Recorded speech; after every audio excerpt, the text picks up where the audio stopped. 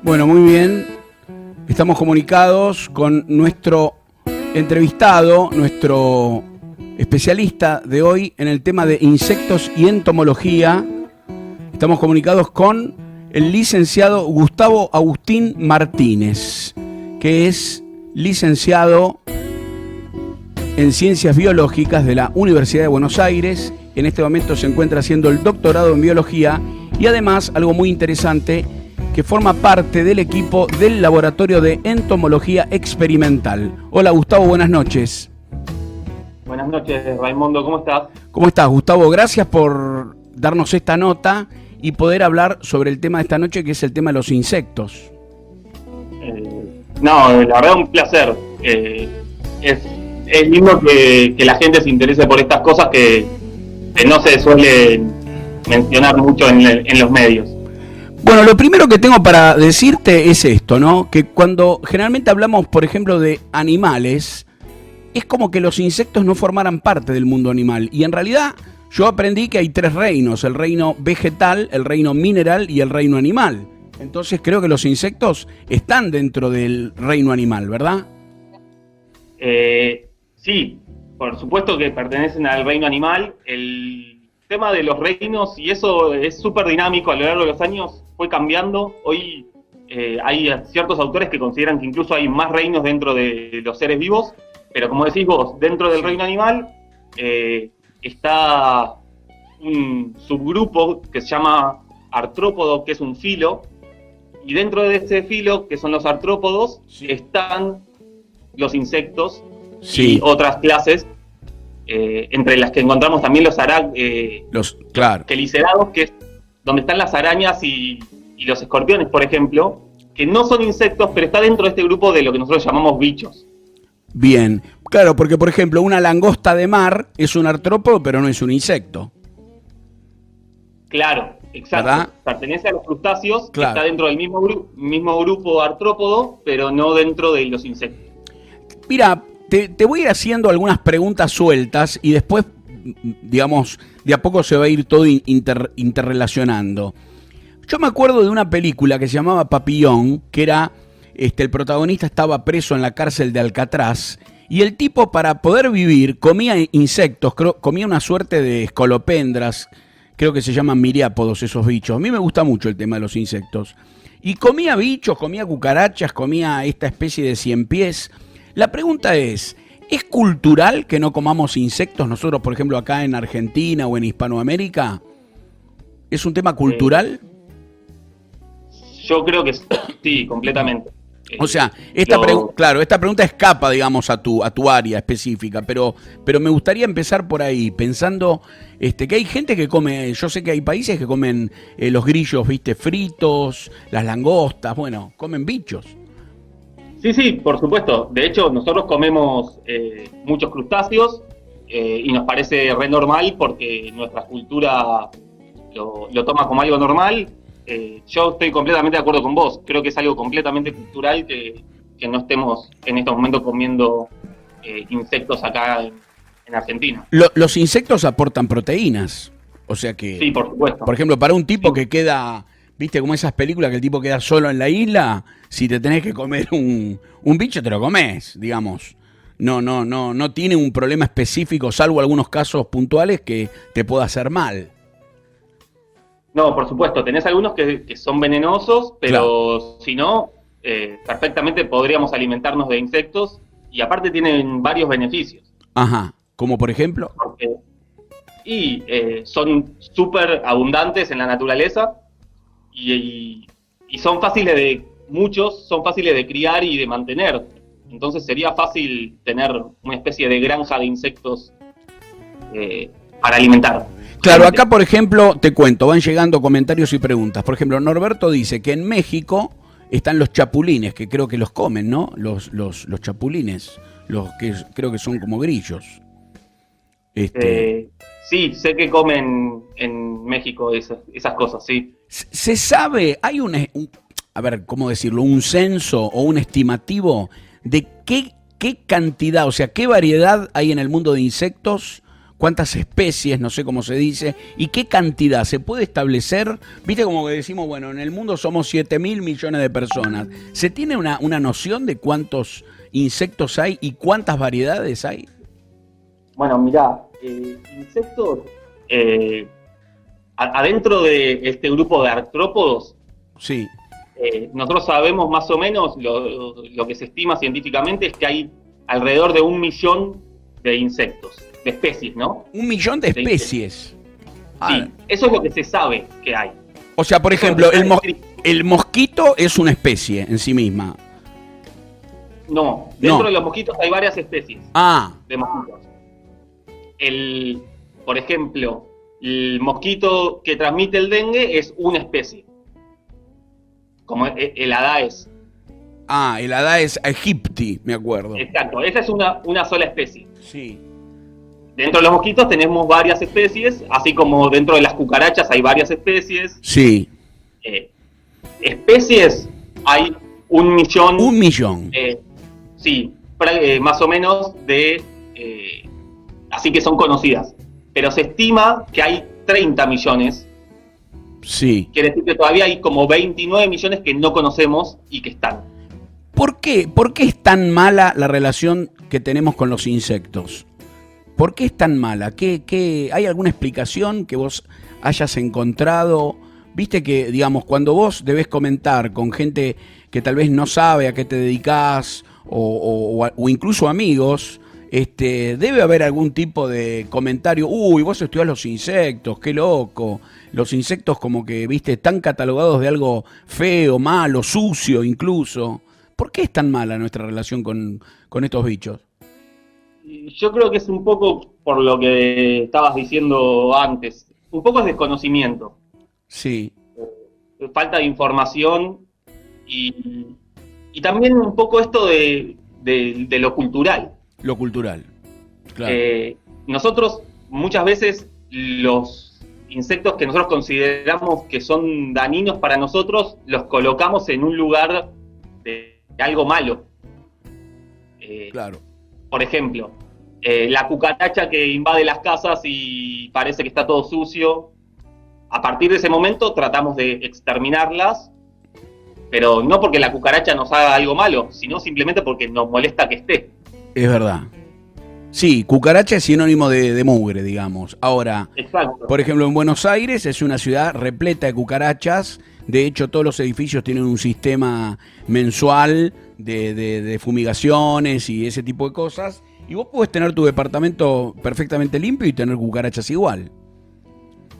Sí, por supuesto. Las cucarachas no son sucias. Sí. Y la cucaracha no es que esté en la suciedad. El tema es que lo que nosotros a veces consideramos suciedad son desperdicios que Claro. ellos consideran comida. Una amiguita, un granito de azúcar. Sí, una cáscara de banana, el corazón de la manzana. Claro, claro. Diferentes cosas que nosotros ya consideramos desperdicio Sí. son una fuente de alimento para ellas. Si bien Entonces, si bien yo sé que vos sos, es imposible, ser especialista en todos los insectos, pero tal vez me puedas ayudar. ¿Tiene alguna cualidad especial la cucaracha? Viste que tiene fama de que es un insecto que sobrevive a todo. Es más, se dice que si hay una bomba atómica, la cucaracha sigue viviendo. ¿Qué tiene la cucaracha que es tan viva porque es rápida? Tiene como un sensor que cuando le vas a pegar, la tipa sale corriendo para el otro lado. ¿Cómo es? Porque la cucaracha es un insecto, yo me animaría a decir que tiene hasta inteligencia, me parece. O sea, es un bicho muy vivo. Bueno, los insectos en general, todos tienen muchos estos sensores que vos decías para evitar predadores, evitar que otro animal se los coma, etcétera. Sí. Puntualmente las cucarachas, es verdad que han sobrevivido un montón de tiempo y principalmente, primero porque son muy adaptables a muchísimas situaciones. La verdad que les resulta muy fácil adaptarse a condiciones adversas y frente a esa situación hace que se reproduzcan de una manera bastante fácil y bastante rápida. Sí. Incluso con poco alimento. Yo trabajo con 2 especies de cucaracha y tengo mis terrarios de cucarachas. tenés tu criador de tu criadero de cucarachas. Exactamente. Y te puedo decir que sobreviven un mes sin comida y sin agua tranquilamente. Epa. Que es mucho tiempo. La verdad, para un animal, estar todo ese tiempo sin comer es un montón. Sí. Incluso después de ese tiempo, si uno los vuelve a alimentar, retoman rápidamente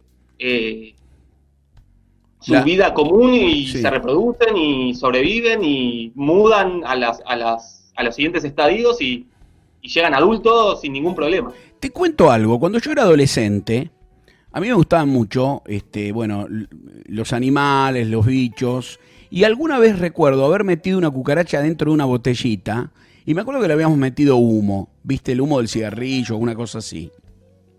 Y recuerdo que del abdomen de la cucaracha salían otros bichitos. O sea, la pregunta es, ¿dentro del abdomen de la cucaracha viven otros insectos o yo estoy loco? No, probablemente era alguna especie de cucaracha que guarda la boteca dentro de su cuerpo, y las arañas que nacen desde adentro como vivas. O sea que usan a la cucaracha como... No, la misma cucaracha tiene sus crías adentro y ya las suelta vivas. Son ovovivíparas. Tienen huevos, pero el huevo lo mantienen adentro y sale la cucarachita. Sí, la cucarachita bebé, digamos. Claro, exacto. Las hormigas, ¿es verdad que tienen un comportamiento particular cuando está por llover? Viste que en el campo se dice, no, veo las hormigas, es que va a llover. ¿Es así? ¿O viene una tormenta, ponele? Sí, en realidad la mayoría de los insectos tienen comportamientos particulares cuando se acercan a las lluvias. Principalmente porque la lluvia es una situación de estrés para la mayoría de los insectos. Porque pensá que muchos viven en la tierra y la lluvia puede significar una inundación o... claro, la destrucción de su casa, o sea, se les destruye todo lo que venían trabajando. Entre otras cosas, sí, claro. Entonces, tienen la capacidad de censar ciertas cuestiones climáticas que les anticipa que puede venir una tormenta, y muchas veces cambian su comportamiento en relación a eso que va a pasar, ¿no? Vos, por ejemplo, que sos un amante de los insectos, por así decirlo, a la gente, a tus amigos, a tus allegados, ¿les recomendás, por ejemplo, no usar venenos o usar cierto tipo de productos naturales? Viste que hay gente que dice, tirale colillas de cigarrillo si te está comiendo la planta, por ejemplo, ese tipo de cosas, ¿son reales o terminamos definitivamente en el aerosol que las mata? Mirá, yo como amante no de los insectos, sino de la naturaleza en general, recomiendo tratar de no matar ningún insecto, ni ningún animal. Ajá. Pero, de todas formas, yo entiendo que muchas veces es una cuestión sanitaria también. Claro. Por ejemplo, el mosquito o algunos insectos, lamentablemente tenemos que combatirlos por una cuestión de salud. En esos casos, hay sistemas más naturales, sí, o plantas que producen ciertos repelentes, pero bueno, cuando se llega al caso de que hay que matarlos, si es necesario, sí, por lo general uno acude al aerosol. El problema de esos aerosoles no son solo los insectos, sino somos nosotros, ¿no? Claro. También nos hace mal a nosotros. Sí, o si tenés un perro, un gato, también le hace daño, claro. Exactamente. Por ejemplo, hay gente, aparte, hay gente que le pone plantas de albahaca a la ventana. Dice, no, yo le pongo plantas de albahaca porque la albahaca hace, o le ponen la otra, ¿cómo se llama? La lavanda. La lavanda hace que el insecto no se acerque, los mosquitos. ¿Es así? Mirá, lo de la albahaca y la lavanda puntualmente no lo sé, pero sí es verdad que hay diferentes plantas que cumplen diferentes roles a veces. Sí. Y hay plantas que suelen atraer o repeler insectos, así que es probable que si alguna de esas plantas tiene esa capacidad que pueda funcionar, por supuesto, sí. Claro, como De hecho, sí. se recomienda en algunas plantaciones y eso, usar ciertas plantas como límite de las cosechas y eso para evitar plagas. Así que eso es algo que se está estudiando bastante y hay información interesante al respecto.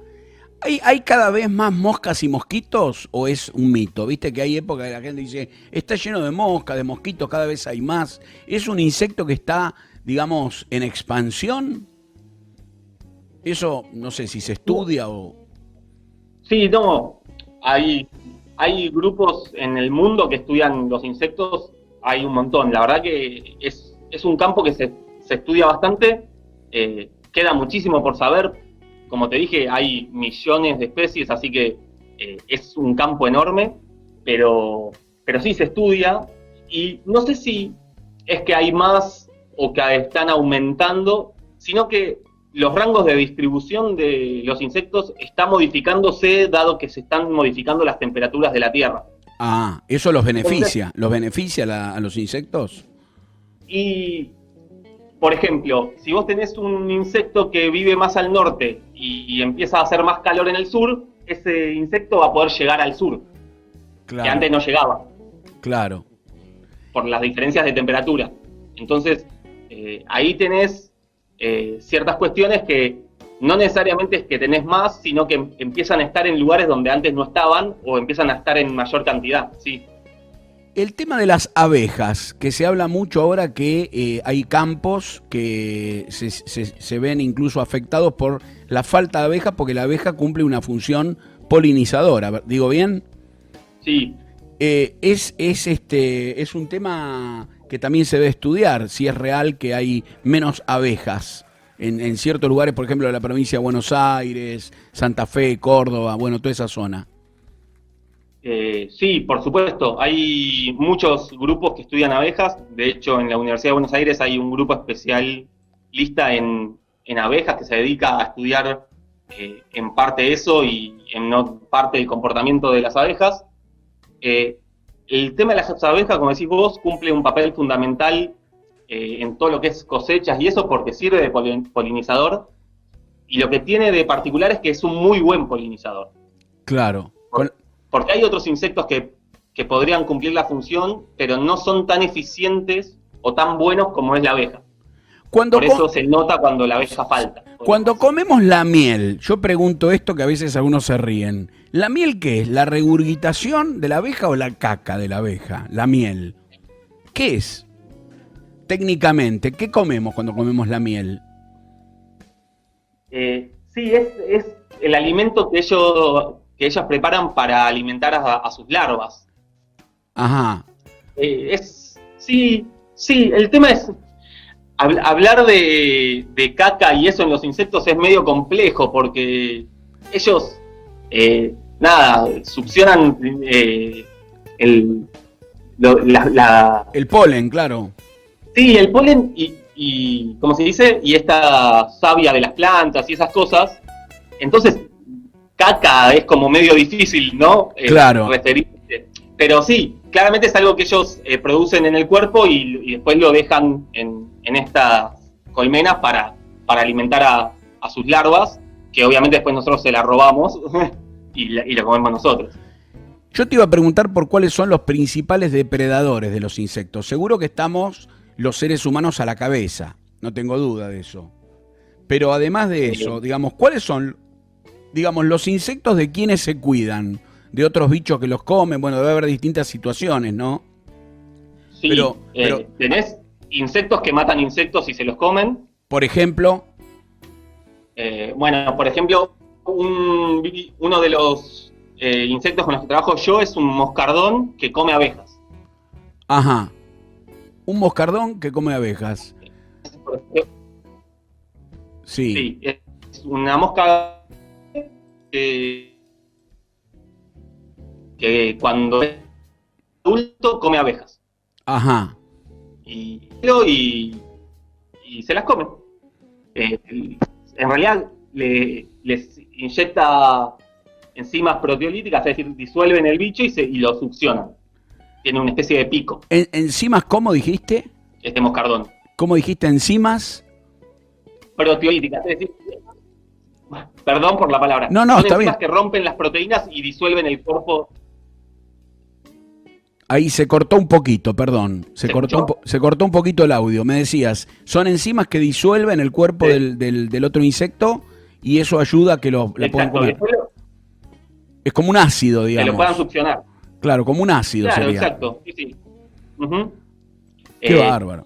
Después tenés un montón de reptiles, anfibios, sapos, ranas, Los peces, lagartos, bueno, los peces. peces. Bueno, Sí, te cuento, tenés un montón. a mí me gusta pescar con mosca y digamos, dentro de lo que forma parte de ser un buen pescador con mosca, que yo estoy aprendiendo, es saber justamente cuáles son los tipos de insectos que después están representados a través de una plumita con un hilo donde vos estás imitando una efímera, un díptero, un mosquito, bueno, todo ese tipo de cosas, ¿no? Los coleópteros, las tricópteras, bueno, todo eso, viste, tiene como un correlato. O sea, uno cuando se hace pescador terminás sabiendo un poco de insectos, porque te ves obligado a saberlo, ¿no? Digamos como el tipo que mira, por ejemplo, al atardecer y se produce, que vos me vas a explicar mejor, lo que se llama una eclosión, ¿verdad? Esa cantidad de insectos que vos ves sobrevolando por el agua. Claro.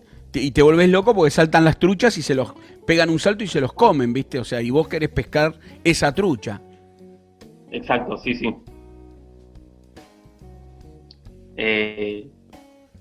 Sí, bueno, claramente, como decís vos, tenés ciertos momentos en el día donde tenés ese aumento de insectos que probablemente estén en esa zona porque ellos están buscando alimento. Sí. O pareja, y bueno, terminan sirviendo de alimento para las truchas que vos querés pescar. La oruga, que tengo entendido que es una etapa en la vida del bicho, ¿no? Que después algunas se transforman en mariposa. Pero ¿viste la llamada gata peluda? ¿Pica realmente o es un mito que te pica la gata peluda? O sea, nosotros cuando hablamos de picar, sí. por lo general es la acción de clavar algo puntiagudo a otro, ¿no? Sí. Eso sería picar. La gata peluda no tiene un aguijón o algo para picar, simplemente tiene pelos urticantes, es decir, pelos que generan esta reacción de picor o de alergia. Es verdad. Porque sí. Estos pelos son venenosos. Sí. Entonces, no es que nos pica, sino que nos roza con esos pelos y nos genera esta reacción particular, ¿no? Es verdad, claro, no tiene como un aguijón como la abeja o como la avispa. Exacto. Exacto. De hecho, nosotros muchas veces hablamos de picar y ese insecto pica. Sí. Y muchas veces es que muerde, por ejemplo. Ah, por ejemplo, ¿qué insecto muerde? Y, a ver, por ejemplo, las cucarachas no pican, no hacen nada, pero tienen mandíbulas, mastican. Sí. Los mosquitos tienen un aparato suctopicador y nos clavan ese pico, pero es la boca en realidad del mosquito. Bien, claro. No es que tienen un aguijón en la parte de atrás como la abeja. Claro, y el mosquito cuando pica, ¿es verdad que te da, tiene como una sustancia que te anestesia? Y ahí es donde el tipo trabaja y te chupa un poquito de sangre. ¿Es así el mecanismo? Sí, algunas especies de mosquitos sí liberan algo que no lo puedas sentir hasta que ya picó. Ah. Las que pican son las hembras. Ah, las hembras. Las mujeres sí. Mosquito pican, los hombres no. Esto lo digo para las feministas que están escuchando el programa. Acá hay un mensaje, hay un metamensaje al feminismo. Los mosquitos hembras son las que pican. Por ejemplo, en las abejas, el macho es el zángano, es el que trabaja todo el día. Pobre tipo, va y viene. Es así. Sí, en realidad en las abejas es como medio particular el tema de los y, Yo hace un rato, y las cosas, pero sí, claro, ponele que sí. yo hace un rato nombraba frases vinculadas a los insectos. Bueno, me olvidé de decir esa justamente. Sos un zángano. Que es el que, por ejemplo, la mujer le dice al tipo, sos un zángano, cuando le quiere decir que es Sí. un vago. Y en realidad no le está diciendo que es un vago, le está diciendo que trabaja todo el día. Está mal esa frase. Hay que cambiarla. ¿No? Sí, sí, habría que cambiar varias frases de los insectos. Hay varias que tienen algunos errores y encima dejar de contribuir a esta estigmatización de los insectos como algo malo. Por ejemplo, ¿se te ocurre alguna? ¿Se te ocurre alguna? No, escuché las que vos dijiste hace un rato y no, traté de pensar alguna rápidamente y la verdad que no se me ocurrió ninguna nueva. Bueno, yo le quiero contar a la audiencia que cuando busqué especialistas en entomología no fue nada fácil y lo que hice fue ingresar en una página que se llama Laboratorio de Entomología Experimental y ahí tomé contacto con Gustavo que gentilmente me respondió, bueno, nos mandamos unos correos y después nos pusimos en contacto. Me gustaría que le cuentes a la gente qué es lo que hacen en este equipo, que son varios, en este laboratorio de entomología experimental. ¿Qué hacen ustedes ahí? Bueno, nosotros somos un laboratorio que está en la Facultad de Ciencias Exactas y Naturales de la Universidad de Buenos Aires, en Ciudad Universitaria. Sí. Y el equipo está conformado por mi directora, que es Marcela Castelo, ella es investigadora del CONICET y además es profesora de la universidad. Ajá. Y después en el grupo está José Crespo, que también es investigador del CONICET y docente de la universidad. Y después Sí. estamos algunos chicos que somos estudiantes de doctorado y otros chicos que son estudiantes de licenciatura. Bien. Y el grupo lo que hace principalmente es estudiar insectos como modelo para hacerse preguntas de conocimiento general, y utilizamos principalmente como especies modelo usamos la cucaracha, que trabajamos con 3 especies y próximamente vamos a estar trabajando con otras. Trabajamos con moscas y trabajamos con escarabajos.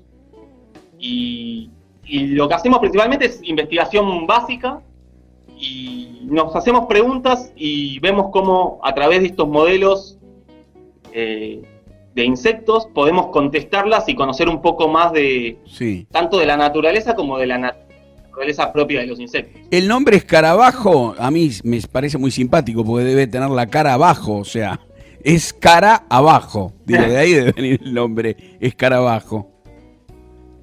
¿Es así? ¿Tiene la cara para abajo el tipo? Sí. El escarabajo yo hablo de escarabajo para que la gente me entienda. En realidad, el grupo se llama Coleóptera. Coleópteras. Y escarabajo se le dice... ¿Cómo? No, coleópteros, correcto. Sí, me acuerdo, sí. Claro. Y del grupo de los coleópteros hay un grupo al que se le llama escarabajo. Sí. Escúchame, Gustavo, vos estás... Están todos los animales que tienen esa fisonomía, ¿no? Gustavo, vos en este momento estás hablando a través del celular. ¿Estás con el celu? Decime. ¿Estás con el celu? Digo, porque hay momentos que se corta un poquito la comunicación. No, estoy con la computadora. Ah. Bueno, entonces no podemos hacer nada. Estoy de la computadora con el Facebook. Bueno, si tenés algún programa, cerralo, por favor, si es que podés cerrar algún programa. Menos este, ¿no? Obviamente el de la charla. Porque hay momentos que se corta un poquito. Perfecto, ahí ya estuve cerrando, ya cerré algunas cosas para que no molesten. Ahí está, gracias. Bueno, me decías, entonces los escarabajos pertenecen al grupo de los coleópteros. Coleópteros. Sí.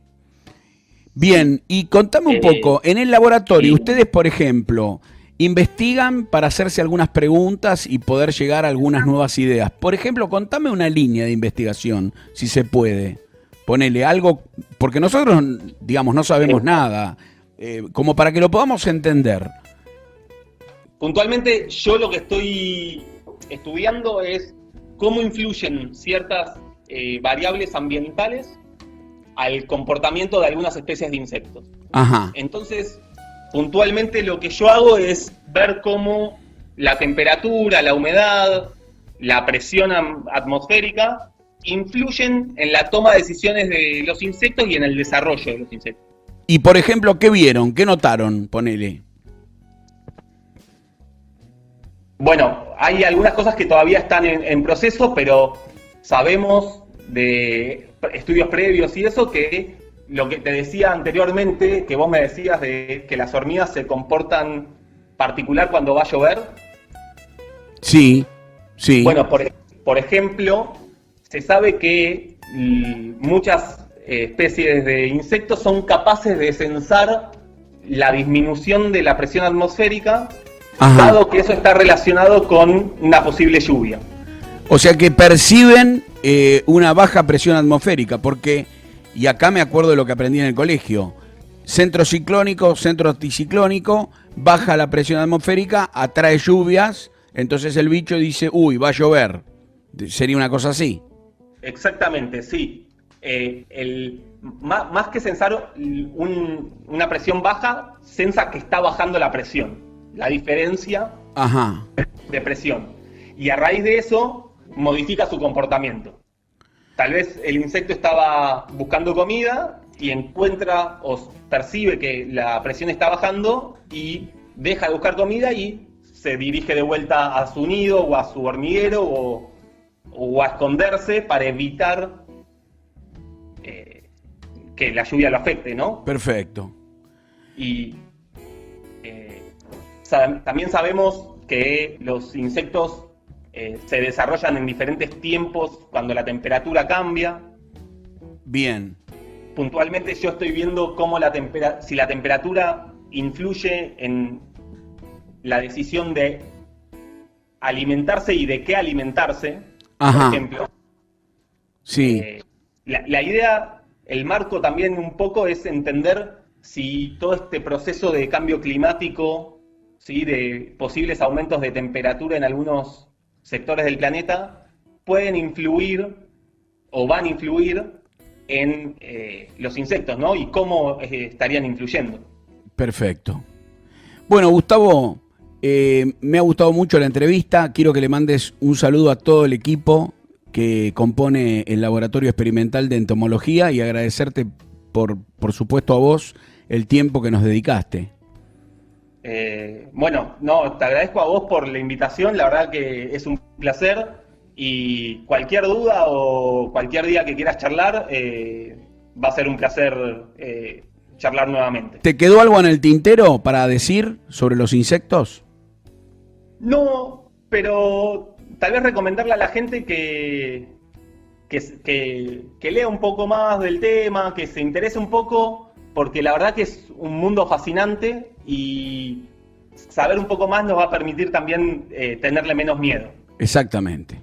Bueno, hemos hablado entonces con el licenciado en Ciencias Naturales, el señor Gustavo Agustín Martínez. Gustavo, un gran abrazo.